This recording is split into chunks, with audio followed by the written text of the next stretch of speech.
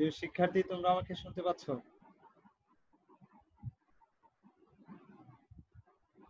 প্রিয় শিক্ষার্থী, তোমরা আমাকে শুনতে পাচ্ছ?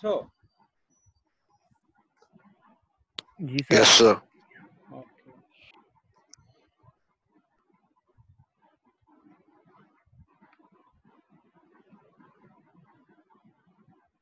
ওকে,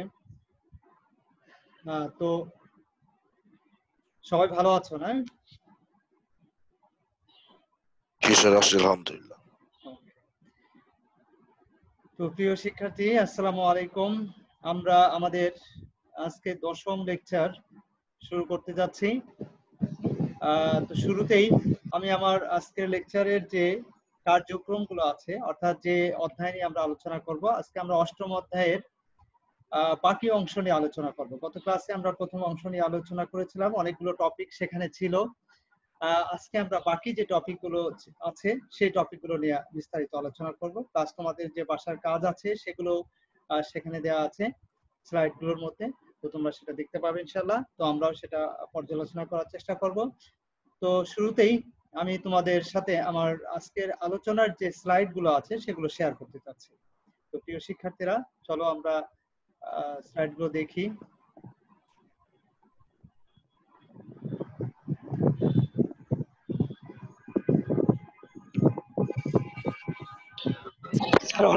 স্যার অনেকের অডিও না অন, স্যার একটু অফ করতে বলেন স্যার।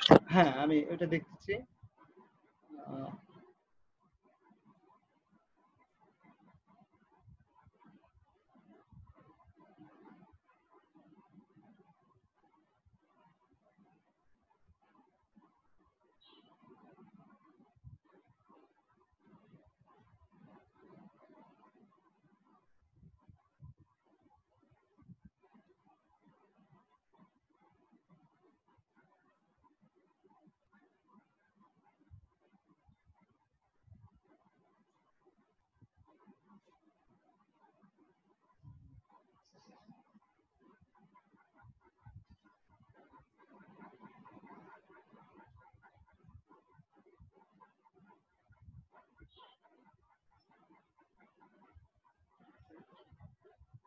একটি ঝামেলায় পড়লাম।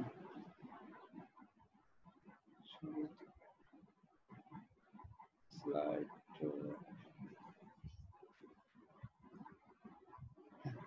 তোমরা স্লাইডটা দেখতে পাচ্ছ তো মনে হয়, না? Yes, sir. ওকে। তো প্রিয় শিক্ষার্থীরা, এই পর্যায়ে আমি আজকের ক্লাসের কার্যক্রম শুরু করি ফরমালি ইনশাআল্লাহ। তো আজকের এই অনলাইন ক্লাসে তোমাদের সবাইকে স্বাগত জানাচ্ছি, এবং আজকে আমি তোমাদের সাথে 10ম লেকচার শুরু করতে যাচ্ছি। সাথে আছে মোহাম্মদ বাদশাহ আলমগীর, অ্যাসোসিয়েট প্রফেসর, ডিপার্টমেন্ট। আসসালামু আলাইকুম। ওয়ালাইকুম আসসালাম। তো প্রিয় শিক্ষার্থীরা, আজকে আমরা উৎপাদন ব্যবস্থাপনা ও বিপণন সেকেন্ড পার্টের 8ম অধ্যায়ের যে বাকি যে অংশটুকু ছিল সেগুলো নিয়ে আমরা আলোচনা করব। তো প্রিয় শিক্ষার্থীরা, আজকে ক্লাসে আমি যে টপিকগুলো নিয়ে আলোচনা করব সেগুলো হচ্ছে বিজ্ঞাপনের গুরুত্ব, প্রয়োজনীয়তা, বিজ্ঞাপন কি অপচয়, বিজ্ঞাপন মাধ্যমের ধারণা, বিজ্ঞাপন মাধ্যমের প্রকারভেদ, বিজ্ঞাপন মাধ্যম নির্বাচনের বিবেচ্য বিষয়, প্রচারের ধারণা, প্রচারের বৈশিষ্ট্যসমূহ, প্রচার ও বিজ্ঞাপনের মধ্যে পার্থক্য। তো প্রিয় শিক্ষার্থীরা, তো এই টপিকগুলো নিয়ে আমরা ধারাবাহিকভাবে আলোচনা করব ইনশাআল্লাহ। তো শুরুতেই বিজ্ঞাপনের গুরুত্ব ও প্রয়োজনীয়তা। আমরা গত ক্লাসে বিজ্ঞাপন কি, বিজ্ঞাপনের কার্যাবলী, বিজ্ঞাপনের উদ্দেশ্য, এগুলো নিয়ে আমরা আলোচনা করেছিলাম। তো আজকের ক্লাসে আমরা যে টপিকগুলোর কথা আমরা ইতিপূর্বে উপস্থাপন করলাম সেই টপিকগুলো আমরা ধারাবাহিকভাবে এখন আলোচনা করব। তো শুরুতেই বিজ্ঞাপনের গুরুত্ব ও প্রয়োজনীয়তা। তো বিজ্ঞাপনের মূলত 2 ধরনের গুরুত্ব আছে, একটা হচ্ছে অর্থনৈতিক গুরুত্ব, একটা হচ্ছে সামাজিক গুরুত্ব। এই 2 ধরনের গুরুত্বগুলো আমরা এখন তোমাদের সামনে উপস্থাপন করার চেষ্টা করব। তো প্রথমেই চলে আসো অর্থনৈতিক গুরুত্ব, অর্থাৎ ইকোনমিক ইম্পর্টেন্স।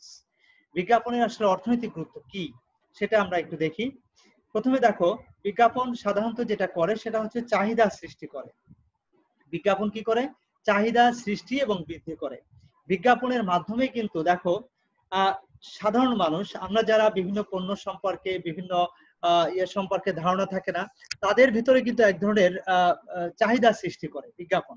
ঠিক আছে, এবং সেটা বৃদ্ধিও করে পর্যায়ক্রমে। যেমন ধরো এক সময় বিজ্ঞাপন, মোবাইল যখন ছিল না, মোবাইল কোম্পানিগুলো যখন মার্কেটে মোবাইল নিয়ে আসে, তখন কিন্তু অনেকের মোবাইল সম্পর্কে ধারণা ছিল না, বা তাদের চাহিদা, তাদের এটা যে দরকার, এটা এসেনশিয়াল প্রোডাক্ট, এই বিষয় সম্পর্কেও কিন্তু ধারণা ছিল না। তো বিজ্ঞাপনের মাধ্যমেই কিন্তু এটা যে আমাদের আসলে খুবই জরুরি একটা প্রোডাক্ট, খুবই প্রয়োজন, এই বিষয়টা কিন্তু বিজ্ঞাপনের মাধ্যমে আমরা জানতে পারি, এবং ক্রমান্বয়ে কিন্তু এটা বৃদ্ধি করতে থাকে। নেক্সট হচ্ছে শিল্পায়ন, শিল্পের উন্নয়ন।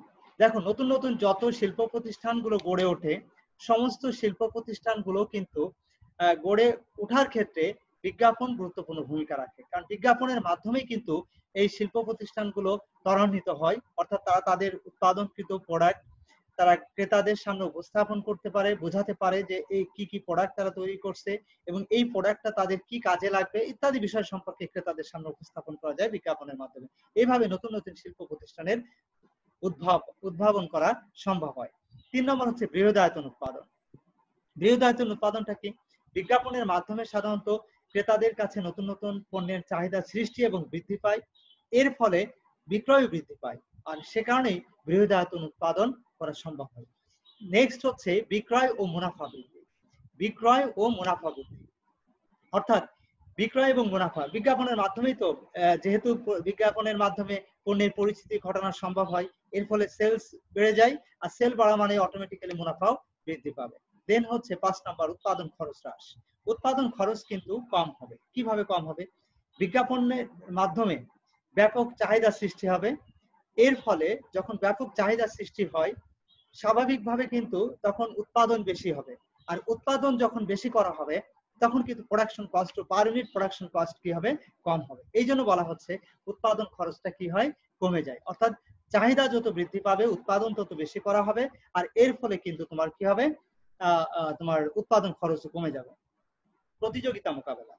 প্রতিযোগিতা মোকাবেলা অর্থাৎ বাজারে দেখবা বিভিন্ন কোম্পানি তাদের ইয়ে করে, তাদের সমজাতীয় পণ্য নিয়ে বাজারে উপস্থাপন করে বা হাজির হয়ে যায়। তো এভাবে প্রত্যেকেই কিন্তু সমজাতীয় পণ্য নিয়ে যারাই ব্যবসা করে তারা প্রত্যেকেই কিন্তু প্রতিযোগী, অর্থাৎ একজন আরেকজনের সাথে প্রতিযোগিতা করে। তো এই প্রতিযোগিতা ফেস করার জন্য তোমাকে কি করতে হবে? তোমার পণ্য সম্পর্কে, তোমার কোম্পানি সম্পর্কে ক্রেতাদের সামনে তোমাকে উপস্থাপন করতে হবে। যে যত বেশি আকর্ষণীয় ভাবে ক্রেতাদের সামনে উপস্থাপন করতে পারবে নিজেদেরকে বা নিজেদের পণ্যকে, সেই প্রতিষ্ঠান কিন্তু প্রতিযোগিতায় এগিয়ে থাকবে। তো এইভাবে এটা বিজ্ঞাপনের মাধ্যমেই কিন্তু করা হয়ে থাকে। তো প্রিয় শিক্ষার্থীরা, এর পরে যে টপিকটা পয়েন্টটা আসছে সেটা হচ্ছে প্রত্যক্ষ বিক্রয়। এই বিজ্ঞাপনের মাধ্যমে কিন্তু সরাসরি পণ্য বিক্রয় করাও সম্ভব হয়। অর্থাৎ আজকাল দেখবা টিভি বা অনলাইন বিজ্ঞাপনের মাধ্যমে ভোক্তারা কি করে? সরাসরি উৎপাদনকারীর কাছ থেকে পণ্য ক্রয় করতে পারছে। অর্থাৎ যারা পণ্য উৎপাদন করে তাদের কাছ থেকেও কিন্তু পণ্য ক্রয় করতে পারে। এইভাবে টিভিতে বা তোমার অনলাইন যে বিজ্ঞাপনগুলো দেওয়া হয় এর মাধ্যমে, কারণ সেখানে কিন্তু সরাসরি উৎপাদনকারীদের সাথে ক্রেতাদের একটা প্রত্যক্ষ সম্পর্ক তৈরি হয়ে যায়। নেক্সট হচ্ছে 8 নাম্বার সুনাম সৃষ্টি। বিজ্ঞাপনের মাধ্যমেই কিন্তু গুডউইল সৃষ্টি করা পসিবল, অর্থাৎ নতুন নতুন পণ্যের চাহিদা সৃষ্টি, বর্তমানে পণ্যের চাহিদা বৃদ্ধি পাওয়া, এবং এর মাধ্যমে কিন্তু ক্রেতাদের কাছে তোমার প্রোডাক্ট যদি ভালো হয়, যত পণ্য কাস্টমাররা কিনবে তত বেশি তোমার গুডউইল সৃষ্টি হবে। নতুন পণ্যের প্রচলন, অর্থাৎ নতুন পণ্যের প্রচলন বিজ্ঞাপনের মাধ্যমে কিন্তু নতুন নতুন উদ্ভাবিত পণ্যের গুণাগুণ আমরা ক্রেতাদের সামনে উপস্থাপন করি। এরপরে ক্রেতারা যদি সেটা পছন্দ করে, তারপরে আমরা আবার কি করি? নতুন আবার ভিন্ন ধরনের পণ্য আবার নিয়ে ক্রেতাদের সামনে হাজির হওয়ার চেষ্টা করি। এইভাবে নতুন নতুন পণ্যের প্রচলন করা সম্ভব হয় এই বিজ্ঞাপনের মাধ্যমে। 10 নম্বর আছে পণ্য বা ব্র্যান্ডের স্বীকৃতি। পণ্য বা ব্র্যান্ডের স্বীকৃতি পাওয়ার জন্য কিন্তু আমরা ক্রেতাদের কাছে আমাদের বিজ্ঞাপনের মাধ্যমে আমাদের প্রোডাক্টটা কি করি? উপস্থাপন করে থাকি। নেক্সট আসছে বিক্রয় কর্মীদের সহায়তা। বিক্রয় কর্মীদের সহায়তা। দেখো বিজ্ঞাপনের মাধ্যমে কিন্তু বিক্রয় কর্মীদের সহায়তা করা হয়। কেন? কারণ বিক্রয় কর্মীদের এজন্য কিন্তু খুব বেশি পরিশ্রম করতে হয় না। কেন? কারণ হচ্ছে যে বিজ্ঞাপনের মাধ্যমে কিন্তু অলরেডি ক্রেতারা কিন্তু প্রোডাক্ট সম্পর্কে ওয়াকিবহাল হয়েছে, অর্থাৎ জানতে পারছে, আগেই বুঝতে পারছে। সেই কারণে বিক্রয় কর্মীদের কাছ থেকে খুব বেশি একটা তথ্য জানার প্রয়োজন হয় না। দেখবা এই কারণে দেখা যাচ্ছে বিক্রয় কর্মীদেরকে তোমার কি করছে? সহযোগিতা করছে তাদের পণ্য বিক্রয়ের ক্ষেত্রে। নেক্সট আসছে দেখো ব্যবসায়ীদেরকে সহায়তা। যারা ব্যবসায়ী তাদেরকেও কিন্তু সহযোগিতা করছে, অর্থাৎ তাদেরও কিন্তু তাদের এই পণ্যের প্রচার পণ্যের প্রচার প্রচারণা চালানোর প্রয়োজন হয় না, পণ্য সম্পর্কে ক্রেতাদের আলাদাভাবে জানানোর প্রয়োজন হয় না। তারা কিন্তু অটোমেটিক্যালি খুব সহজেই তাদের কার্যক্রমগুলো পরিচালনা করতে পারে এই বিজ্ঞাপনের কারণে। ব্যবসায়ীদেরকে সহায়তা, সেটা আমরা বললাম। আন্তর্জাতিক বাজারে প্রবেশ, আন্তর্জাতিক বাজারে প্রবেশ, দেখো আন্তর্জাতিক বাজারে যদি প্রবেশ করতে চাই তাহলে আন্তর্জাতিক ক্রেতাদের তো আমাদের প্রোডাক্ট সম্পর্কে জানাতে হবে। তো সেটা জানানোর একমাত্র উপায় হচ্ছে তোমার এই বিজ্ঞাপন, অর্থাৎ বিজ্ঞাপনের মাধ্যমেই দেখো আমরা টেলিভিশনে বিজ্ঞাপন দেখি, অনেক বিদেশি কোম্পানির অনেক বিদেশি প্রোডাক্টের বিজ্ঞাপন কিন্তু আমরা টেলিভিশনে দেখতে পাই। তার মানে এটা বিজ্ঞাপনের মাধ্যমে কিন্তু আমরা এই বিষয়গুলো খুব সহজেই জানতে পারি। তো প্রিয় শিক্ষার্থীরা, লাস্ট ওয়ান যেটা আসছে জাতীয় আয় বৃদ্ধি। বিজ্ঞাপন কিন্তু শুধুমাত্র এই কাজগুলোই করে তা নয়, দেশের জাতীয় আয় বৃদ্ধিতেও কিন্তু একটা গুরুত্বপূর্ণ ভূমিকা রাখে। কারণ যখন কোনো প্রতিষ্ঠানের আয় বৃদ্ধি পায়, স্বাভাবিকভাবে কিন্তু সেই আয়টা কিন্তু সে দেশের জাতীয় আয়ের উপরে কি করে, প্রভাব বিস্তার করে। তো প্রিয় শিক্ষার্থীরা, এগুলোই ছিল মূলত অর্থনৈতিক গুরুত্ব। এবার আমরা বিজ্ঞাপনের সামাজিক গুরুত্ব কি সেটা আমরা জানার চেষ্টা করব, সোশ্যাল ইম্পর্টেন্স। তো প্রিয় শিক্ষার্থীরা, এরপরে দেখো জীবনযাত্রার মান উন্নয়ন, সামাজিক গুরুত্ব, জীবনযাত্রার মান উন্নয়ন। হ্যাঁ, ক্রেতাদেরকে কিন্তু দেখো ক্রেতারা বিজ্ঞাপনের মাধ্যমে নতুন নতুন পণ্য সম্পর্কে জানতে পারে, নতুন নতুন পণ্যের উপযোগিতা সম্পর্কে জানতে পারে। এর মাধ্যমে ক্রেতারা ব্যবহার করে তারা তাদের জীবনযাত্রার মান উন্নত করতে পারে। প্রিয় শিক্ষার্থীরা, এরপরে যেটা আসছে সেটা হচ্ছে কর্মসংস্থানের সুযোগ সৃষ্টি। কর্মসংস্থানের কিন্তু সুযোগ সৃষ্টি করে, কারণ এই বিজ্ঞাপন মাধ্যমে নতুন নতুন শিল্প প্রতিষ্ঠান গড়ে উঠছে, নতুন নতুন কার্যক্রমের সুযোগ সৃষ্টি হচ্ছে। এর ফলে কিন্তু কর্মসংস্থানের সুযোগ সৃষ্টি হয়। মধ্যস্থ কারবারিদের প্রভাব হ্রাস, মধ্যস্থ কারবারি, বিজ্ঞাপনের কারণে কিন্তু যারা মধ্যস্থ কারবারি হিসেবে কাজ করে তাদের প্রভাবটা কিন্তু অনেকটাই কমে যায়।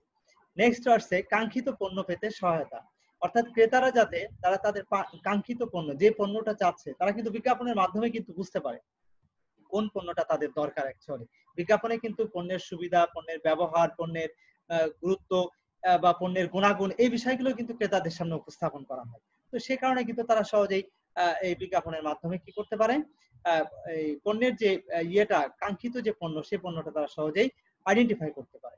ক্ষতিকর পণ্য ক্রয়ে নিরুৎসাহিত করা, বিজ্ঞাপনের মাধ্যমে যে সমস্ত পণ্য, সমাজে অনেক ধরনের পণ্য আছে যেগুলো কিন্তু স্বাস্থ্যের জন্য ক্ষতিকর, যেটা সমাজে মানুষের বিভিন্ন ভাবে দেখা যাচ্ছে ক্ষতিগ্রস্ত করতে পারে। তো সেই পণ্য ক্রয় থেকে বিরত থাকার জন্য কিন্তু বিজ্ঞাপন সহযোগিতা করতে পারে।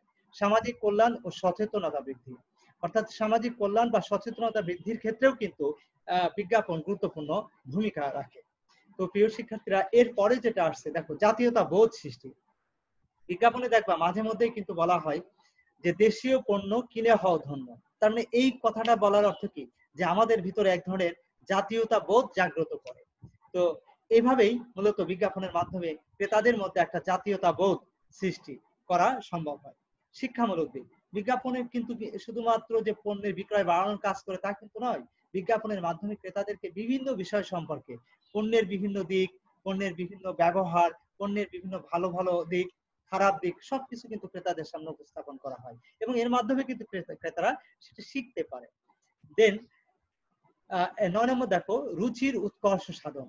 ক্রেতাদের দেখো রুচি কিন্তু পরিবর্তনশীল, কখনো এটা স্থির থাকে না, সবসময় একই রকম থাকে না, এটা প্রতিনিয়ত পরিবর্তনশীল। তো এই রুচির সাথে সঙ্গতি রেখে প্রতিষ্ঠানগুলো কিন্তু পণ্য সামগ্রী উৎপাদন করে এবং তাদের সামনে সেটা উপস্থাপন করে। এই বিষয়টাও কিন্তু বিজ্ঞাপনের মাধ্যমেই ক্রেতাদের সামনে উপস্থাপন করা হয়ে থাকে। 10 নম্বর হচ্ছে ভোগ প্রবণতা বৃদ্ধি।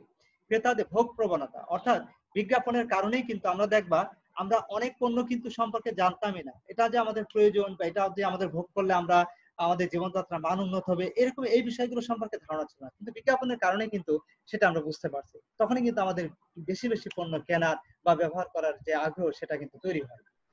দেন এরপরে আসছে সামাজিক স্থিতিশীলতা সৃষ্টি। সামাজিক স্থিতিশীলতা সৃষ্টি অর্থাৎ সমাজের মধ্যে একটা স্থিতিশীল পরিস্থিতি, অর্থাৎ চাহিদার সাথে যোগানের যে সামঞ্জস্যতা, সেটা মূলত এই বিজ্ঞাপনের মাধ্যমে তৈরি করা সম্ভব হয়। লাস্ট ওয়ান যেটা আসছে দেখো সস্তায় সংবাদপত্র ক্রয়। বিজ্ঞাপন দেখো, এই যে বিজ্ঞাপনগুলো সাধারণত সংবাদপত্রগুলোতে কিন্তু উপস্থাপন করা হয়। তো এর ফলে যারা সংবাদপত্র তৈরি করে, যারা সংবাদপত্র কর্তৃপক্ষ, তারা কি করে, তারা এই বিজ্ঞাপনের মাধ্যমে কিন্তু অনেক টাকা উপার্জন করে। সে কারণে তারা অল্প টাকায় বিজ্ঞাপনগুলো ক্রেতাদেরকে সরি অল্প টাকায় পত্রিকাগুলো কিন্তু ক্রেতাদেরকে দিতে পারে, অর্থাৎ কম খরচে, অর্থাৎ উৎপাদন করতে যা খরচ হয় তার চেয়েও কম মূল্যে কিন্তু ক্রেতাদেরকে সংবাদপত্রগুলো তাদের কাছে বিক্রি করতে পারে। কেন? কারণ তারা বিজ্ঞাপনের মাধ্যমে কিন্তু কর্তৃপক্ষ অনেক টাকা ইনকাম করছে, সে কারণে বিক্রি করার সময় আর ক্রেতাদের কাছ থেকে তত বেশি টাকার প্রয়োজন হয় না। তো এইগুলোই ছিল মূলত সামাজিক গুরুত্ব। তো প্রিয় শিক্ষার্থীরা, আমরা নেক্সট টপিকে চলে যাচ্ছি, বিজ্ঞাপন কি অপচয়। স্যার মধ্যস্থ কারবারিদের স্যার বলে দেন স্যার, মধ্যস্থ কারবারিদের প্রভাব হ্রাস। আচ্ছা, মধ্যস্থ কারবারিদের প্রভাব হ্রাস। আচ্ছা ওকে, একটু খেয়াল করি, আমরা কথা না বলি সবাই। মধ্যস্থ কারবারিদের প্রভাব হ্রাস। আচ্ছা, মধ্যস্থ কারবারিরা দেখবা যারা মিডলম্যান থাকে, বিশেষ করে তোমার এই যে হোলসেলার বা রিটেইলার যারা থাকে, তাদের যে প্রভাব, বা বিভিন্ন দালাল যা ব্রোকার যারা থাকে, তাদের প্রভাবটা হ্রাস পায়। কি কারণে? যখন কোম্পানি সরাসরি প্রোডাক্টের বিজ্ঞাপন দেয়, তখন সেই বিজ্ঞাপন থেকে কিন্তু ক্রেতারা ওই প্রোডাক্ট সম্পর্কে জানতে পারে। সে কারণে ক্রেতারা সরাসরি দেখা যাচ্ছে যে উৎপাদনকারীদের সাথে যোগাযোগ স্থাপনের মাধ্যমে তারা প্রোডাক্ট গুলো কিন্তু নিতে পারে। অর্থাৎ এই ক্ষেত্রে মধ্যস্থ কারবার হিসেবে যারা কাজ করে, হোলসেলার, রিটেইলার বা বিভিন্ন ব্রোকার বা রিপ্রেজেন্টেটিভ, তাদের যে একটা প্রভাব, তাদের যে ইনফ্লুয়েন্স, তারা তাদের মতো করে যে প্রচার করা বা তাদের মতো করে বিক্রি করার যে একটা বিষয় থাকে, সেটা অনেকটা কমে যাবে এই বিজ্ঞাপনের কারণে। অর্থাৎ কোম্পানি যখন সরাসরি ক্রেতাদের কাছে বিজ্ঞাপন দিচ্ছে, প্রোডাক্ট সম্পর্কে জানাচ্ছে বা কোথায় পাওয়া যাবে, কোথায় সবগুলো কিন্তু ক্রেতারা জেনে ফেলছে, তখন কিন্তু সরাসরি উৎপাদনকারীদের কাছ থেকেও কিন্তু তারা পণ্য ক্রয় করতে পারে। মানে এটা মূলত মধ্যস্থকারীদের উপর ডিপেন্ডেবল হয়ে পড়বে না, কারা? ক্রেতারা। এইভাবে বলা হচ্ছে যে মধ্যস্থকারীদের প্রভাবটাও হ্রাস করা পসিবল। তো প্রিয় শিক্ষার্থীরা, আমরা নেক্সট টপিকে চলে যাচ্ছি, বিজ্ঞাপন কি অপচয়। আমাদের কোশ্চেন করা হচ্ছে যে বিজ্ঞাপন আসলে অপচয় কিনা। তো এই বিষয়টা আসলে ইয়ে করা কিন্তু, ক্লিয়ার করা কিন্তু আসলে বেশ জটিল একটা বিষয়, যে বিজ্ঞাপন আসলে ইয়ে কিনা, অপচয় কিনা। তো সেটা আমরা আমাদের এই আলোচনার মাধ্যমে মোটামুটি একটা সমাধানে আসার চেষ্টা করব। তো এর পক্ষে এবং বিপক্ষে কিছু যুক্তি আছে। কেউ কেউ বলছেন যে এটা আসলে তোমার অপচয়, আবার কেউ বলছে আসলে এটা অপচয় নয়। তো আমরা এর পক্ষে কিছু মতামত আছে সেগুলো জানবো, আবার বিপক্ষে কিছু মতামত আছে সেটাও আমরা জানবো। তো বিজ্ঞাপন আসলে অপচয়, এর পক্ষে কি বলা হচ্ছে সেটা একটু খেয়াল করো। প্রথমে আসছে দেখো, অর্থের অপচয়। হ্যাঁ, বিজ্ঞাপনের মাধ্যমে কিন্তু দেখবা কোম্পানিগুলো প্রচুর পরিমাণ অর্থ ব্যয় করে, কোটি কোটি টাকাও কিন্তু ব্যয় করে থাকে বিজ্ঞাপনের জন্য। তো এর ফলে কিন্তু আলটিমেটলি কিন্তু প্রোডাক্টের দাম বেড়ে যায়, যেটা কিন্তু আলটিমেটলি ক্রেতাদেরকেই বহন করতে হয়। তো সেক্ষেত্রে আমরা এটা বলতে পারি যে এটা, এর কারণে অনেক অর্থের অপচয় হয়। মূল্য হ্রাস, বিজ্ঞাপনের কারণে কিন্তু মূল্য হ্রাস করা কিন্তু সম্ভব হয় না। অর্থাৎ মূল্যের দাম, যখন বিজ্ঞাপন দেওয়া হচ্ছে তখন কিন্তু পণ্যের দাম অটোমেটিক্যালি বেড়ে যায়, একটু আগে আমি বললাম যেটা। তো এইভাবে কিন্তু মূল্য হ্রাস করা কিন্তু পসিবল হয় না, কমানো সম্ভব হয় না। এরপরে আসছে প্রতারণা। দেখো, বিজ্ঞাপনের মাধ্যমে কিন্তু অনেক সময় বাড়তি কথা বলা হয়, যেটা প্রোডাক্টের মধ্যে নাই, যেটা প্রোডাক্টের এই গুণগুলো নাই, সেই কথাগুলো কিন্তু বিজ্ঞাপনে অনেক সময় উপস্থাপন করা হয়, প্রচার করা হয়। এটা এক ধরনের প্রতারণামূলক কাজও বলা যায়। এরপরে যেটা আসছে সেটা হচ্ছে ক্রেতার স্বাধীনতা হরণ। ক্রেতাদের যে একটা স্বাধীনতা থাকে, নিজস্ব একটা স্বাধীনতা, সেই স্বাধীনতাটাকে অনেক সময় হরণ করা হয়ে থাকে। তো এটা এই জন্য বলা হচ্ছে যে ক্রেতার স্বাধীনতা হরণ। দেন ক্ষতিকার প্রজ্ঞাপন। বিজ্ঞাপনে অনেক সময় কিন্তু ক্ষতিকার বিভিন্ন ধরনের বিষয় কিন্তু উপস্থাপন করা হয়, কিন্তু সেটা বলা হয় না। যেমন ধরো, এক সময় কিন্তু ছিল, এখন কিন্তু নাই, সিগারেটের বিজ্ঞাপন দেওয়া হতো। হ্যাঁ, তো সিগারেট তো আসলে স্বাস্থ্যের জন্য ক্ষতিকর, কিন্তু তারপরেও কিন্তু সেটা বিভিন্ন দেখবা নায়ক নায়িকাদেরকে মডেল হিসেবে ব্যবহার করে সেখানে কিন্তু তারা উপস্থাপন করতো, যদিও এটা এখন রিসেন্টলি দেখা যায় না। তো যাই হোক, তো এভাবে অনেক ক্ষতিকারক পণ্যেরও কিন্তু উপস্থাপন করা হয় বিজ্ঞাপনের মাধ্যমে। এরপরে আসছে একচেটিয়া বাজার সৃষ্টি। বিজ্ঞাপনের মাধ্যমে কিন্তু অনেকেই কি করে, তাদের ওই যে বাড়তি কথা বলে একচেটিয়া একটা বাজার সৃষ্টি করার টেন্ডেন্সি আমরা ইয়েদের মধ্যে লক্ষ্য করি। তো সেটাও কিন্তু এটা ক্ষতিকর একটা দিক। তারপরে আসছে বাজার স্থানান্তর। এই বিজ্ঞাপনের মাধ্যমে কিন্তু এক বাজার থেকে অন্য বাজারে, এক ক্রেতাদের কাছ থেকে অন্য ক্রেতাদের কাছে এইভাবে কিন্তু চলে যাচ্ছে, প্রোডাক্ট গুলো নিয়ে কিন্তু হাজির হয়ে যাচ্ছে। তো এটা, এর ফলে কিন্তু ক্রেতারা বুঝতে পারছে না, এখন হয়তো দেখা যাচ্ছে আজ একটা বাজারে বা আজ একটা অঞ্চলে সে পণ্য বিক্রি করছে, অন্য দিন হয়তো অন্য একটা বাজারে গিয়ে সেখানে পণ্য উপস্থাপন করছে, বা সেটার জন্য আলাদাভাবে বিজ্ঞাপন উপস্থাপন করছে। তো এইভাবে কিন্তু তোমার আলটিমেটলি বাজারটাকে কি করা হচ্ছে, স্থানান্তর করে ফেলছে এই বিজ্ঞাপনের দ্বারা। তো এইগুলোই ছিল মূলত এর পক্ষে যুক্তি, অর্থাৎ বিজ্ঞাপন আসলে অপচয়, এর পক্ষে যুক্তি ছিল এটা। এখন আমরা আসব যে বিজ্ঞাপন অপচয় না, সে সম্পর্কে কি বলছে সেটা আমরা একটু জানার চেষ্টা করব। বিজ্ঞাপন অর্থের অপচয় করে না, কেন বলা হচ্ছে দেখো একটু খেয়াল করে। আমরা বলছি যে বিজ্ঞাপনকে আসলে অর্থের অপচয় করে না, কেন? কারণ বিজ্ঞাপনের মাধ্যমে কিন্তু দেখো অনেক কাজ করা হয়। বিজ্ঞাপনের মাধ্যমে প্রোডাক্ট সম্পর্কে ক্রেতাদেরকে জানানো হচ্ছে। বিজ্ঞাপনের মাধ্যমে কিন্তু ক্রেতারা সহজেই প্রোডাক্ট সম্পর্কে জানতে পারছে এবং বুঝতে পারছে প্রোডাক্টের গুণাগুণ, প্রোডাক্টের ব্যবহার, প্রোডাক্টের ইউটিলাইজেশন বা কোথায় এটা পাওয়া যাবে, অ্যাভেলেবেল সবকিছু। তো এটাকে আমরা যদি অপচয় বলি তাহলে তো সেটা ঠিক হবে না। তারপরে আসছে দেখো, বিজ্ঞাপন মূল্য বৃদ্ধি করে না। বলা হচ্ছে যে বিজ্ঞাপন মূল্য বৃদ্ধি করে না। কেন করে না? কারণ হচ্ছে বিজ্ঞাপন মূল্যের বৃদ্ধি করে না এই কারণে আমরা বলছি যে বিজ্ঞাপন পণ্যের ব্যাপক চাহিদা সৃষ্টি করে। এই ব্যাপক চাহিদা হওয়ার কারণে কিন্তু ব্যাপক হারে কিন্তু পণ্যের উৎপাদন বৃদ্ধি পায়। তো এর ফলে উৎপাদন যত বেশি হবে তত প্রোডাকশন খরচ অটোমেটিক্যালি কম হয়। সে কারণে বিজ্ঞাপনের কারণে যে মূল্য বৃদ্ধি পায় এটা বলাটাও কিন্তু যুক্তিসঙ্গত নয়। এরপরে বলা হচ্ছে 3 নম্বর দেখো, বিজ্ঞাপন প্রতারণামূলক নয়। এরপরে বলছে যে বিজ্ঞাপন আসলে প্রতারণামূলক নয়। বিজ্ঞাপনের বিরুদ্ধে অনেকেই কিন্তু এটা অভিযোগটা করে থাকে, কিন্তু আসলে এটাও কিন্তু ঠিক না। কেন? বিজ্ঞাপনের বিরুদ্ধে এই ধরনের অভিযোগ আসলে সর্বাগ্রে আমরা সঠিক বলে মনে করব না। কেন? কারণ বিজ্ঞাপনের মাধ্যমেই কিন্তু যদি বিজ্ঞাপন কর্তৃপক্ষ যারা বিজ্ঞাপন প্রচার করছে সেখানে যে কথাগুলো তাদের যে অভিব্যক্তিটা থাকে বিজ্ঞাপনে, সেটা যদি লজিক্যাল হয়, সেটা যদি যুক্তিসঙ্গত হয়, সেটা যদি সঠিক হয়, তাহলে সেটাকে কোনোভাবেই প্রতারণামূলক বলা যাবে না। বিজ্ঞাপন ক্রেতার স্বাধীনতা হরণ করে না। আমরা অনেক সময় বলে থাকি যে বিজ্ঞাপন ক্রেতা স্বাধীনভাবে পণ্য কিনবে, কিন্তু বিজ্ঞাপন সেখানে প্রভাব বিস্তার করে, কিন্তু এটাও বলা ঠিক না। কেন? কারণ বিজ্ঞাপন শুধুমাত্র ক্রেতাদেরকে পণ্য সম্পর্কে অবহিত করে, সিদ্ধান্ত গ্রহণ তো ক্রেতা নিজে করবে, তাই না? সো সেক্ষেত্রে বলা হচ্ছে যে সিদ্ধান্ত গ্রহণ তো ক্রেতার ব্যক্তিগত বিষয়, এখানে তার স্বাধীনতা হরণ করার কিছু নাই। দেন বিজ্ঞাপন সমাজের জন্য ক্ষতিকর নয়। এরপরে বলা হচ্ছে যে অনেকে বলছে যে বিজ্ঞাপন সমাজের জন্য ক্ষতিকর, কিন্তু সেটাও বলা ঠিক না। কারণ বিজ্ঞাপনের মাধ্যমেই কিন্তু সমাজের অনেক কল্যাণকর কাজও কিন্তু করা হয়। কারণ অনেক ভালো ভালো জিনিসগুলো, ভালো ভালো তথ্যগুলো কিন্তু এই বিজ্ঞাপনের মাধ্যমেই আমরা ক্রেতাদেরকে বা জনসাধারণকে আমরা জানিয়ে থাকি বা তাদের সামনে উপস্থাপন করে থাকি। দেন বিজ্ঞাপন একচেটিয়া বাজার সৃষ্টি করে না। বিজ্ঞাপনের মাধ্যমে যে একচেটিয়া বাজার সৃষ্টি হয় এই কথাটাও কিন্তু অনেক ক্ষেত্রে যুক্তিসঙ্গত নয়। বিজ্ঞাপন একচেটিয়া বাজার সৃষ্টি করে বা প্রতিযোগিতা সৃষ্টি করে, এই যে ধরনের ধারণা, এই প্রতিযোগিতার সুবাদে ক্রেতারা স্বল্প দামে কিন্তু পণ্য ক্রয় করতে পারে। বিজ্ঞাপনের কারণে যেহেতু এটা প্রতিযোগিতামূলক হয়, সবার মধ্যে কিন্তু এক ধরনের প্রতিযোগিতা বিরাজ করে, এর ফলে কিন্তু আলটিমেটলি ক্রেতারা সুবিধা পায়। কি সুবিধা পায়? যে এর মাধ্যমে কিন্তু ক্রেতারা কম দামে পণ্য ক্রয় করতে পারে, কারণ সবাই বিজ্ঞাপন দিয়ে তাদের পণ্য বেশি বেশি বিক্রি করার চেষ্টা করতেছে। তো এর ফলে কিন্তু তাদের মধ্যে, বিক্রেতাদের মধ্যে এক ধরনের প্রতিযোগিতা সৃষ্টি হয়, এর ফলে কিন্তু আলটিমেটলি ক্রেতারা কম দামে পণ্য ক্রয় করার সুযোগ পায়। লাস্ট অন যেটা বলছে, বিজ্ঞাপন বাজার স্থানান্তর করে না। বিজ্ঞাপন বাজার আসলে স্থানান্তর করে না, বিজ্ঞাপন প্রকৃতপক্ষে পণ্যের বাজার স্থানান্তর করে, এই কথাটাও কিন্তু বেসিক্যালি যুক্তিসঙ্গত নয়। আমরা বলতে পারি যে কিছু কিছু ক্ষেত্রে বিজ্ঞাপন ক্রেতার ব্র্যান্ড পরিবর্তনে প্রভাবিত করে। ধরো ক্রেতারা আজকে এই ধরনের ব্র্যান্ড ক্রয় করছে, হয়তো দেখা যাচ্ছে যে বিজ্ঞাপনের দ্বারা প্রভাবিত হয়ে সে হয়তো অন্য আরেকটা ব্র্যান্ড, সে নতুন একটা ব্র্যান্ড সে ক্রয় করলো। তো এইভাবে ক্রেতা এক ব্র্যান্ড থেকে অন্য ব্র্যান্ডে যেতে পারে, কিন্তু ক্রেতাকে চেঞ্জ করে ফেলায় বা এক ক্রেতাকে দেখা যাচ্ছে যে মানে পুরো বাজারটাকে চেঞ্জ করে ফেলবে, সেরকম কিন্তু না। জাস্ট ক্রেতাদেরকে এক ব্র্যান্ড থেকে অন্য ব্র্যান্ডে স্থানান্তর করা সম্ভব এই বিজ্ঞাপনের মাধ্যমে, এটা লজিক্যাল। তো যাই হোক প্রিয় শিক্ষার্থীরা, তো এই আলোচনা থেকে আমরা একটা সারমর্মে পৌঁছাতে পারি যে বিজ্ঞাপনকে আমরা অপচয় বলবো কি বলবো না। আসলে বিজ্ঞাপনকে আমরা আমাদের আলোচনা থেকে আমরা এটা বলতে পারি যে আসলে বিজ্ঞাপন অপচয় নয়, এটা এক ধরনের বিনিয়োগ।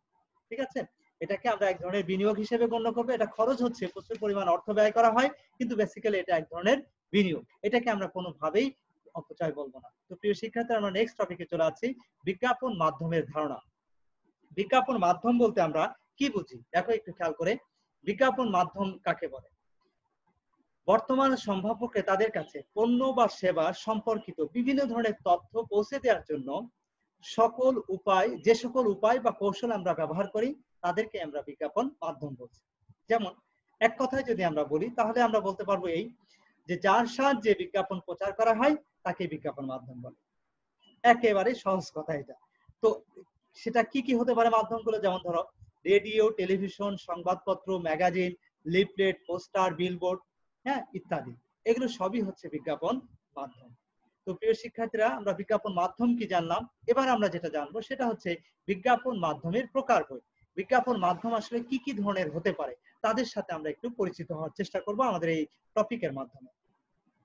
তো প্রিয় শিক্ষার্থীরা একটু দেখো খেয়াল করে, কি কি মাধ্যম আছে দেখো। প্রথমে দেখো সংবাদপত্র। সংবাদপত্র নিশ্চয় বুঝতে পারছো যে আমরা দৈনন্দিন প্রতিদিন যে নিউজ পেপার গুলো পড়ি সেগুলোই হচ্ছে সংবাদপত্র। এর মাধ্যমে কিন্তু বিজ্ঞাপন উপস্থাপিত হয়। দেন এরপরে আসছে দেখো সাময়িকী।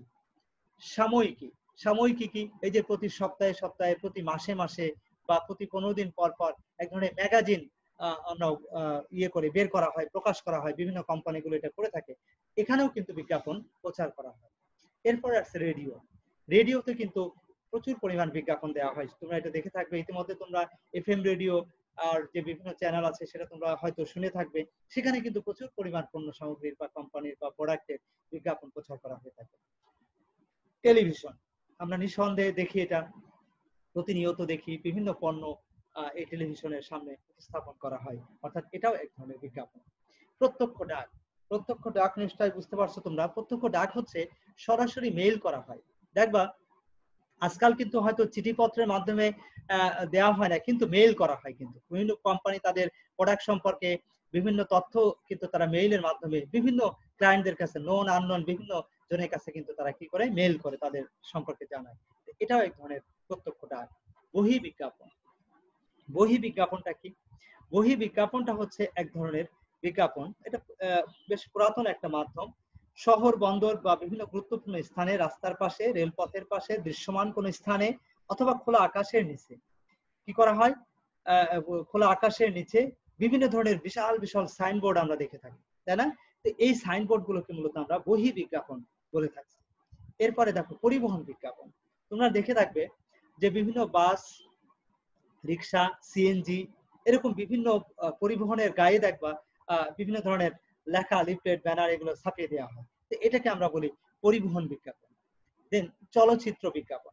দেখবা যখন আমরা সিনেমা দেখো তোমরা হয়তো সিনেমা যখন দেখতে যাও তখন সিনেমার মাঝখানেও কিন্তু বিভিন্ন প্রোডাক্ট সম্পর্কে কিন্তু বিভিন্ন ধরনের তথ্য উপস্থাপন করা হয়। তো এটাকে আমরা বলি চলচ্চিত্র বিজ্ঞাপন।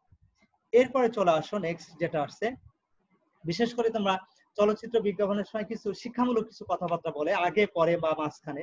সেটা হচ্ছে যেমন বলে গাছ লাগান, পরিবেশ বাঁচান, হ্যাঁ, এরকম কিছু গান। ধূমপান স্বাস্থ্যের জন্য ক্ষতিকর, আপনার সন্তানকে সময় মতো টিকা দিন, এরকম বিভিন্ন বিষয় কিন্তু এই চলচ্চিত্রের মাধ্যমে উপস্থাপন করা হয়। ভিডিও। ভিডিও হচ্ছে আরেকটা মাধ্যম, যে মাধ্যমে কিন্তু দেখবা মানুষ ঘরে বসে আগ্রহের সাথে কিন্তু ভিসিআর, ভিডিপি, আগে কিন্তু এই ভিসিআর ছিল, বা বিভিন্ন ধরনের চলচ্চিত্র তারা দেখে থাকে। তো এর মাধ্যমেও কিন্তু বিজ্ঞাপন উপস্থাপন করা হয়। এরপরে চলে আসো প্রদর্শনী। প্রদর্শনীটা কি? ডিসপ্লে। বিভিন্ন জায়গাতে, বিশেষ করে দোকানে বা বিভিন্ন সেন্টারে বিভিন্ন প্রোডাক্টের কিন্তু মেলা বা প্রদর্শনীর মাধ্যমে কিন্তু ক্রেতাদের কাছে কিন্তু সেটা প্রচার করা হয়ে থাকে। মড়ক। আমরা বিভিন্ন প্রোডাক্টের যে মড়ক দেখি আর কি, সেই মড়কটাকেও কিন্তু আমরা, সেই মড়কগুলোকে আমরা কি বলছি? সেই মড়কগুলোকে আমরা তোমার বিজ্ঞাপন হিসেবে গণ্য করছি, কারণ মড়কে কিন্তু ওই প্রোডাক্টের ভালো ভালো গুণাগুণগুলো সম্পর্কে কিন্তু উপস্থাপন করা হয়। তো এর মাধ্যমে কিন্তু আমরা কি বলছি? আমরা বিজ্ঞাপন উপস্থাপন করছি। এরপরে চলে আসো নভেলটি। নভেলটিটা কি? নভেলটিটা হচ্ছে দেখো, এটাও এক ধরনের মাধ্যম, যার মাধ্যমে কিন্তু আমরা কি করছি? আমরা কিন্তু ক্রেতাদের সামনে এটা উপস্থাপন করছি। তো সেটা কিভাবে করছি সেটা একটু দেখো, খেয়াল করো। যেমন চাবির রিং, তারপরে ডায়েরি, মগ, তারপরে তোমার বিভিন্ন ধরনের ফুলদানি, পেপারওয়েট, কলম, শপিং ব্যাগ, টি শার্ট, এগুলোর গায়ে কিন্তু বিভিন্ন কোম্পানি সম্পর্কে, বিভিন্ন পণ্য সম্পর্কে দেখবা বিভিন্ন ধরনের কিছু, অনেক সময় একটা মগের গায়ে দেখা যাচ্ছে একটা কোম্পানির লোগো উপস্থাপন করলো, দেখা যাচ্ছে একটা টি শার্টে কিন্তু দেখা যাচ্ছে কোম্পানির লোগো উপস্থাপন করলো। তো এরকম বিভিন্ন ভাবে কিন্তু তোমার কি করা হয়? বিভিন্ন কোম্পানির সম্পর্কে, বিশেষ করে দেখবা যে এডিডাস, তারপরে তোমার রিবক, তারপরে তোমার বিভিন্ন কোম্পানির সম্পর্কে কিন্তু বিভিন্ন গেঞ্জি, টি শার্ট বা দেখা যাচ্ছে যে তোমার ট্রাউজার, এরকম বিভিন্ন জায়গাতে কিন্তু এগুলো উপস্থাপন করা হয়। তো এগুলোকে আমরা বলি মূলত নভেলটি। এরপরে প্রচারপত্র, ইস্তেহার। প্রচারপত্র, ইস্তেহার নিশ্চয় তোমরা বুঝতে পারছো। তো এটাও হচ্ছে এক ধরনের লিফলেট টাইপের আর কি, যেখানে কিন্তু পণ্য সম্পর্কে, পণ্যের গুণাগুণ সম্পর্কে বা বিভিন্ন বিষয় সম্পর্কে কিন্তু এটা ক্রেতাদের সামনে উপস্থাপন করা হয় ইস্তেহার আকারে। বাতায়ন সজ্জা। বাতায়ন সজ্জাটা কি? বাতায়ন সজ্জাটাও হচ্ছে এক ধরনের বিজ্ঞাপন, যেমন হচ্ছে টিভি, ফ্রিজ বা মোবাইল সেট। মোবাইল সেট এগুলো কিন্তু দেখবা দোকানে কিন্তু খুব সুন্দর করে ডিসপ্লে করে সাজানো হয়। এমনকি এটা কিন্তু বিশেষ করে তুমি দেখবা স্যামসাং মোবাইল কিনতে যাবা, বিভিন্ন কোম্পানি মোবাইল কিনতে যাবা, সেখানে কিন্তু দেখবা তারা ডিসপ্লে করে রাখে, মানে তুমি দেখবা ব্যবহার ইয়ে করে ঘাটাঘাটি করে তারপরে তুমি ক্রয় করবা। তো এগুলোকে মূলত বলা হয় বাতায়ন সজ্জা, বা কোম্পানি তাদের ওয়ালে, তাদের দোকানের যে বিভিন্ন র্যাকে তাদের প্রোডাক্টগুলোকে সুন্দর করে ডিসপ্লে করে রাখে, সজ্জিত করে রাখে। এটাই হচ্ছে মূলত মূল বিষয়। এরপরে দেখো ইন্টারনেট বা ওয়েবসাইট, ইন্টারনেট বা ওয়েবসাইটের মাধ্যমে কিন্তু বিজ্ঞাপন প্রচার করা হয়। এরপরে চলে আসো অনলাইন বিজ্ঞাপন। দেখো প্রিয় শিক্ষার্থীরা, বর্তমানে কিন্তু অনলাইন বিজ্ঞাপন খুবই গুরুত্বপূর্ণ একটা বিষয়, এবং অনলাইনে দেখবা যখনই আমরা কোনো কিছু দেখতে যাই, তুমি ফেসবুক ঘাটাঘাটি করতে যাবা, সেখানে দেখবা বিভিন্ন পণ্যের কিন্তু বিজ্ঞাপন তোমার সামনে অটোমেটিক্যালি চলে আসে। তো এগুলোকে আমরা অনলাইন বিজ্ঞাপন করি। মোবাইল ফোন এসএমএস, রিসেন্টলি কিন্তু দেখবা বিভিন্ন কোম্পানিগুলো তাদের বিভিন্ন সেবা সম্পর্কে কিন্তু তারা এসএমএস এর মাধ্যমে ক্লায়েন্টদেরকে তারা বিভিন্ন ধরনের তথ্য প্রদান করে থাকে। এটাও এক ধরনের বিজ্ঞাপন। তুমি দেখবা স্বপ্ন, আগোরা, এরা কিন্তু তাদের বিভিন্ন অফার সম্পর্কে তাদেরকে অবহিত করে এই মোবাইলের মাধ্যমে, এসএমএস এর মাধ্যমে। তো প্রিয় শিক্ষার্থীরা, এগুলোই ছিল মূলত বিজ্ঞাপনের মাধ্যম বা প্রকারভেদ, বিজ্ঞাপন মাধ্যমের প্রকারভেদ। তো প্রিয় শিক্ষার্থীরা, এর পরে যে টপিকটা আমরা আসবো সেটা হচ্ছে বিজ্ঞাপন মাধ্যম। বিজ্ঞাপন মাধ্যম নির্বাচনের বিবেচ্য বিষয়, অর্থাৎ আমরা যে বিজ্ঞাপন মাধ্যম ব্যবহার করি, তো এটা কিভাবে সিলেক্ট করবো, নির্বাচন করব কিসের উপর ভিত্তি করে, সেই বিষয়গুলো আমরা বা নির্বাচন করার সময় যে বিষয়গুলো আমরা কনসিডার করব সেগুলোর সাথে আমরা এখন পরিচিত হব। দেখো, পণ্য বা সেবার প্রকৃতি, অর্থাৎ কি ধরনের পণ্য বা সেবা আমরা দিতে চাচ্ছি ক্রেতাদেরকে, সেটার উপর ডিপেন্ড করবে কোন ধরনের বিজ্ঞাপন মাধ্যম আমরা ব্যবহার করব। বাজারের প্রকৃতি, ক্রেতাদের ধরনটা কেমন, সেটার উপর ডিপেন্ড করবে কোন ধরনের মাধ্যম আমরা ব্যবহার করব। বিজ্ঞাপনের উদ্দেশ্য, আমি যে বিজ্ঞাপন দিতে যাচ্ছি সেটার উদ্দেশ্য কি, এটার উপর নির্ভর করবে। বিজ্ঞাপন মাধ্যমের বৈশিষ্ট্য, আমরা যে বিজ্ঞাপন মাধ্যম আমরা দিতে যাচ্ছি সেটার বৈশিষ্ট্য সম্পর্কে আগে জানতে হবে, তারপরে তুমি নির্ধারণ করবে যে কোন ধরনের মাধ্যম তুমি ব্যবহার করবে। মাধ্যমের জনপ্রিয়তা, আমরা যখন বিজ্ঞাপন দেবো তখন আগে দেখবো যে কোন মাধ্যমগুলো আসলে বেশি জনপ্রিয়, বেশি ক্রেতারা ব্যবহার করবে বা ক্রেতারা বেশি দেখতে পাবে, সেটা আমরা বিবেচনা করব। ক্রেতার প্রকৃতি, কোন ধরনের ক্রেতাদের জন্য আমি এই বিজ্ঞাপনটা ব্যবহার করব, সেটা আমাকে কনসিডার করতে হবে। বিজ্ঞাপন বার্তা, বিজ্ঞাপনে আমি কোন ধরনের বার্তা বা মেসেজ আমরা ক্রেতাদেরকে দিতে চাচ্ছি সেটা আমরা কনসিডার করব। এরপরে চলে আসো প্রতিযোগিতামূলক বিজ্ঞাপন, অর্থাৎ প্রতিযোগিতামূলক বিজ্ঞাপন, অর্থাৎ আমরা বিজ্ঞাপনটা আমাদের এটা কম্পিটিটিভ কিনা, অর্থাৎ অন্যদের টপ কি আমাদের বিজ্ঞাপনটা ক্রেতাদেরকে বেশি অভিহিত করতে চায় কিনা, এটা আমাদের বিবেচনা করতে হবে। আবেদনের স্থায়িত্বতা, অর্থাৎ আমরা চাই বিজ্ঞাপনের মাধ্যমে যে অ্যাপ্লিকেশন থাকবে, আবেদন থাকবে, সেটা আসলে কতটা স্থায়িত্ব থাকবে, কতটা বেশি সময় ক্রেতাদের মনে থাকবে, সেটার উপর ডিপেন্ড করে আমরা নির্বাচন করব যে কোন ধরনের মাধ্যম আমরা ব্যবহার করব। বিজ্ঞাপন বাজেট, বিজ্ঞাপনের জন্য কি পরিমাণ অর্থ আমি ব্যয় করতে চাই, এটাও একটা গুরুত্বপূর্ণ বিষয়। তুলনামূলক ব্যয়, তুলনামূলক ব্যয় আসলে কোনটাতে কম কোনটাতে বেশি সেটা আমরা যাচাই করে তারপর আমাদের জন্য যেটা সুইটেবল হবে সেই মাধ্যমটা আমরা ব্যবহার করব।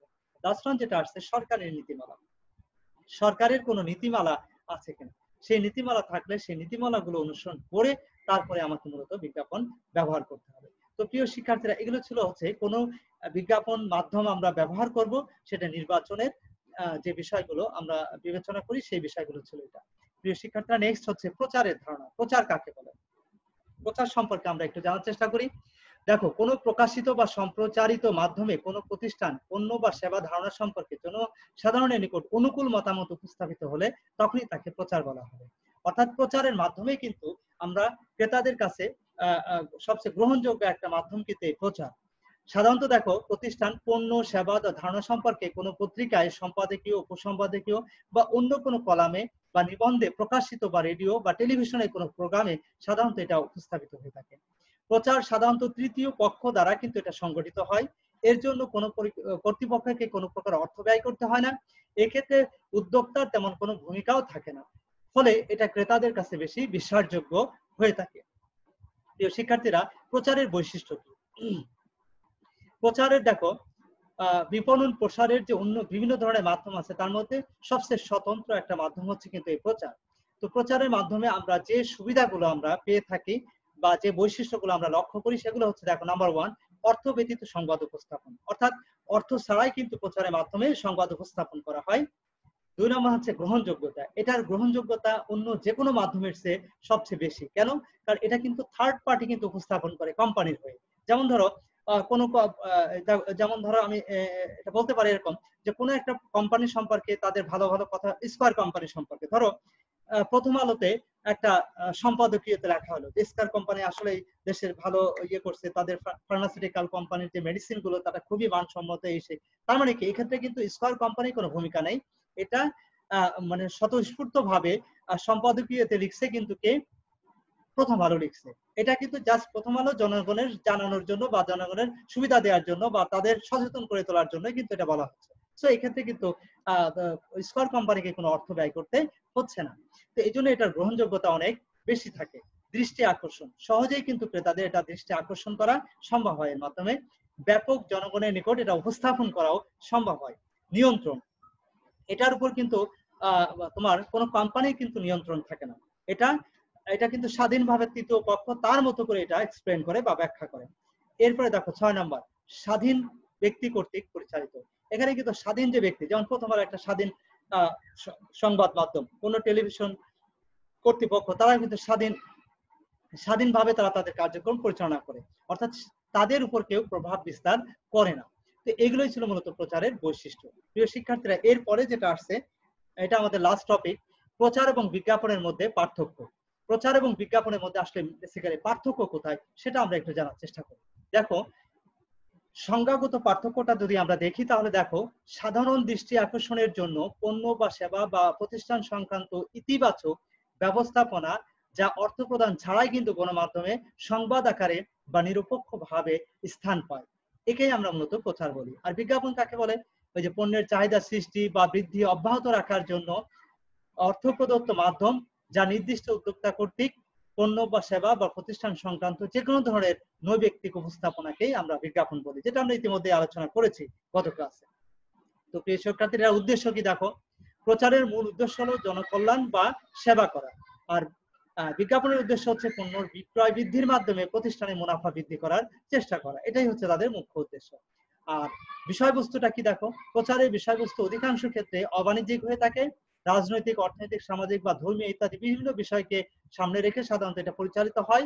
আর বিজ্ঞাপনটা হয় মূলত দেখো, বিজ্ঞাপনের বিষয়বস্তু অধিকাংশ ক্ষেত্রে বাণিজ্যিক হয়ে থাকে, উৎপাদন, ভোগ, বন্টন, বিনিময়, ব্যবসা বাণিজ্য ইত্যাদি বিষয় নিয়ে মূলত বিজ্ঞাপন মূলত কি করা হয়, কার্যক্রম পরিচালনা করা হয়। তো প্রিয় শিক্ষার্থীরা, তো এরপরে দেখো যে টপিক দেওয়া আছে সেটা হচ্ছে জ্ঞানমূলক প্রশ্ন। তোমাদের বাসার জন্য বাসার কাজ দিয়েছি, এই চ্যাপ্টার থেকে সম্ভাব্য যে জ্ঞানমূলক প্রশ্ন আছে এটা তোমরা বই থেকে পড়ে ফেলবে, বইয়ে সুন্দর করে এগুলো খুবই সংক্ষেপে, এটা যতটা সংক্ষেপে একটা সেন্টেন্স বা দুইটা সেন্টেন্সের মাধ্যমে তোমরা এই আনসার গুলো তৈরি করবে এবং সেটা তোমরা মুখস্থ করে ফেলবে। নেক্সট যেটা আসছে অনুধাবনমূলক প্রশ্ন, এটাও তোমাদের বাসার জন্য কাজ থাকবে। এখানেও কিছু সম্ভাব্য অনুধাবনমূলক প্রশ্ন দেওয়া হয়েছে, যেগুলো সাধারণত বিভিন্ন বোর্ডে বিভিন্ন সময় এটা পরীক্ষাতে আসছে। তোমরা এই কোশ্চেন গুলো কিন্তু বই থেকে তোমরা পড়ে বইয়ের সাহায্য নিয়ে তোমরা এটা তৈরি করবে এবং সেটা তোমরা খুবই সুন্দরভাবে এটা তৈরি করে রাখবে এবং সেটা মুখস্থ করে ফেলবে আর কি, ঠিক আছে? তো এই জ্ঞানমূলক এবং অনুধাবনমূলক এই দুইটা কোশ্চেনই কিন্তু তোমাদের বইয়ের সাহায্য নিয়ে তোমাদেরকে করতে হবে। এরপরে যেটা থাকে সৃজনশীল কোশ্চেনে তোমার যেটা সেটা হচ্ছে 3 নম্বর এবং 4 নম্বর 4 মার্কসের যে কোশ্চেন গুলো, সেখানেও কিন্তু বইয়ের সাহায্য ছাড়া কোনোভাবে পসিবল না, কারণ বইয়ের টপিক গুলো সম্পর্কে ধারণা থাকতে হবে, চ্যাপ্টার সম্পর্কে ধারণা থাকতে হবে, তাহলেই কিন্তু তোমাদের এটা সম্পর্কে সহজেই তোমরা আনসার করতে পারবে এবং সহজেই তোমরা এটা লিখতে পারবে ইনশাআল্লাহ পরীক্ষাতে। তো আমরা এর আগে কোনো একটা ক্লাসে সম্ভবত তৃতীয় বা চতুর্থ ক্লাসে মেবি আমি দিয়েছিলাম একটা স্যাম্পল কোশ্চেন, কিভাবে সৃজনশীল কোশ্চেন তৈরি করতে হয় সেটা নমুনা কিছু কোশ্চেন আমি তোমাদেরকে দিয়েছিলাম।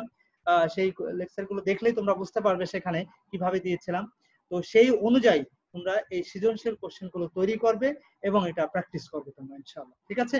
তো তাহলে ইনশাআল্লাহ তোমরা আশা করি ভালো ফলাফল করতে সক্ষম হবে। প্রিয় শিক্ষার্থীরা, বর্তমান এই পরিস্থিতির প্রেক্ষাপটে তোমরা হতাশ হবে না, তোমরা কোনো ফ্রাস্ট্রেশন ফিল করবে না, তোমরা বাসায় নিয়মিতভাবে বইয়ের সাথে সম্পর্ক রাখবে, নিয়মিতভাবে পড়াশোনা করো, ইনশাআল্লাহ এই দিন একদিন নিশ্চয় কেটে যাবে, একদিন আমাদের সামনে আবার স্বাভাবিক পরিস্থিতি চলে আসবে এই প্রত্যাশা করি আমরা, এবং ইনশাআল্লাহ আমরা আবার সেই আগের মতো ক্লাসরুমে ফিরে যেতে পারবো এবং সেখানে তোমাদের পাঠদান করতে সক্ষম হবো আশা রাখি। তো প্রিয় শিক্ষার্থীরা, তোমাদের আর কোনো কোশ্চেন আছে কিনা? না স্যার। আচ্ছা, থ্যাংক ইউ ভেরি মাচ। তো সবাই সাথে থাকার জন্য তোমাদেরকে ধন্যবাদ জানাচ্ছি। এই যে অনুধাবনমূলক আরো কিছু কোশ্চেন আছে, এটাও তোমরা দেখে নিও। আচ্ছা, তো প্রিয় শিক্ষার্থীরা, এই পর্যায়ে তোমাদের সবাইকে ধন্যবাদ জানিয়ে আজকের মতো ক্লাসের কার্যক্রম এখানে শেষ করছি। সবাই ভালো থাকবে, সুস্থ থাকবে। আসসালামু আলাইকুম। ওয়ালাইকুম আসসালাম। আসসালামু আলাইকুম। আসসালামু আলাইকুম sir. Thank you very much.